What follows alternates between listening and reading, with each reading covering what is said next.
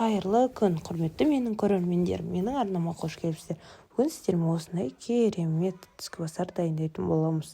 Бізге ең алдымен керегі 4 пияз, 1 помидор, 1 картоп, тартылған ет, 2 бас чеснок. Осындай болка нанымыз керек болады.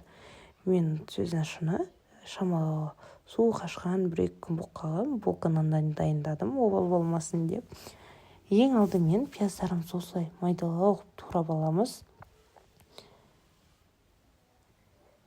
Пияздарымыз бәрін турап дайындап алғанымыздан кейін картошкамызды да майда кубиктеп тураймыз. Барынша майдалау турай беріңіздер. Бұл заттарды мен қуыратын болғаннан кейін бөлек қойып жатырмын. Осылай турап бәрін дайындап алғаннан кейін осылай картоптарымызды майда қылып турап аламыз.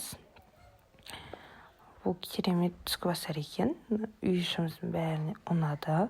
Нанымыз шамалы қытырлақ болып келіп, сырлары бетінде еріп, енді жегенге керемет. Мен бұны перекус ретінде дайындадым.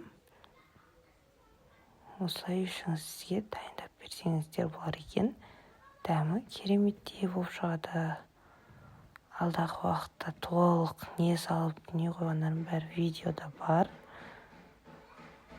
Маңызды жерлерін жіберіп алмай, видеоның соңына дейін көрулеріңізді сұраймын.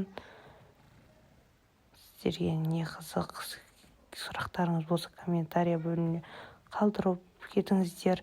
Лайк басып, подписаться етіп кетулеріңізді сұраймын.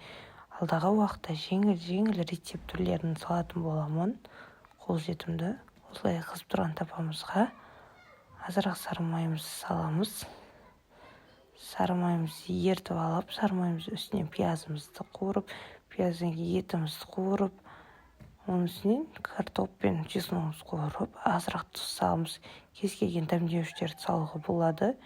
Мен тұз ғана салдым, басқа ешқандай дәмдеуіш салған жоқпын. Осылай пиязымызды салып, қуыратын боламыз.